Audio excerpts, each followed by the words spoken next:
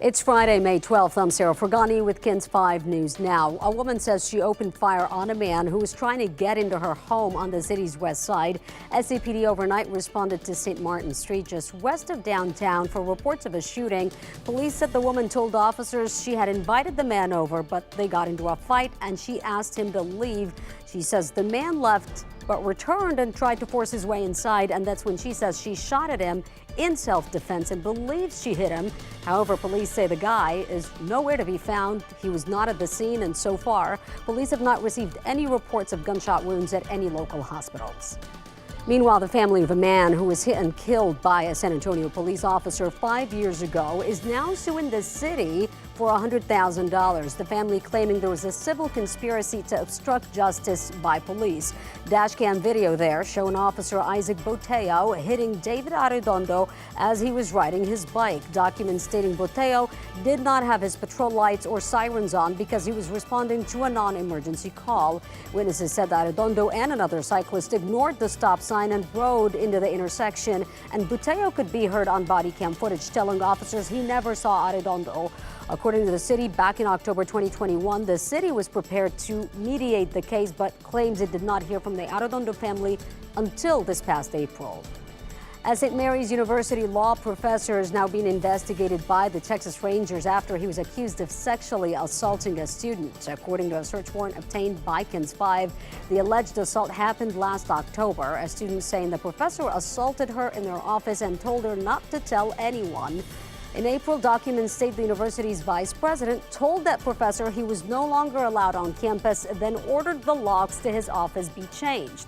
That professor is currently on administrative leave. Meanwhile, the CIA is under growing scrutiny for its handling of sex assault and harassment cases. And now the CIA Inspector General has opened an independent investigation into the agency's alleged mishandling of sex assault and harassment allegations involving its officers. This, according to a senior CIA official and an official from the Watchdog's office. The special review marks the beginning of a formal investigation. Meanwhile, the agency itself is taking new steps to change the way it handles allegations. A lengthy and loud standoff at a Northside apartment ended with 4 people behind bars, including a man now charged with the murder of a 14-year-old boy.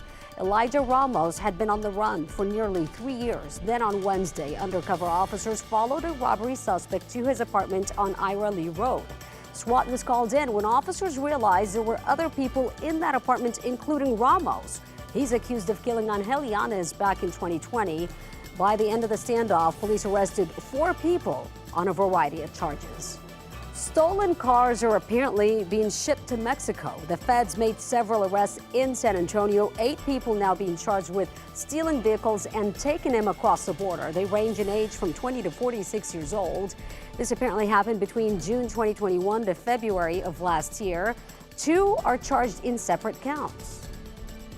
Now, we spoke with Abel Pena, a former FBI agent with 20 years experience. He said there are several reasons why these stolen cars are going to Mexico. They'll change titles and try and take the vehicle with a new title and then try and sell it domestically there in Mexico. But that's quite a sophistication. From what it sounds like, these folks, it may have been cartel related. Based on the charges, if convicted, each faces up to 10 years in prison as well as a maximum fine of $250,000. The Love Shack on Petranco has been burglarized again, and a suspect was caught on camera. Take a look. Tuesday, just before midnight, police say a man broke in the back door. Store owners saying the suspect came prepared with boxes and stole several items. Owners also said the man was driving an F-150 Ford truck. The second location has been open less than 9 months and was already burglarized twice. The small business is now asking everyone to please share the pictures on social media to try and find the suspect.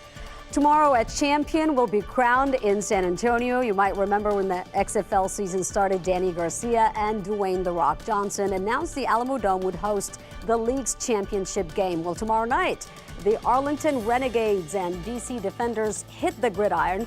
Tickets are still available at xfl.com/tickets. The game kicks off Saturday at 7 p.m. at the Alamo Dome. And for today's forecast, meteorologist Paul Morales. All right, Sarah. Yeah, it's warm, it's humid out there this morning, a little patchy drizzle out there this morning as well. We will see some sun. Matter of fact, today is going to be a lot like yesterday with some sun in the afternoon, but a lot of clouds kind of hanging there. High temperature 88, the heat index low to mid 90s. Really warm day. 20% chance of thunderstorms between 4 and 8, and then later on this evening, that increases to a good chance of storms. Some of the storms, they could be severe, and we've got a flash flood watch tonight through Saturday night. And that's KENS 5 News Now. Thanks so much for joining me. I'm Sarah Fergani.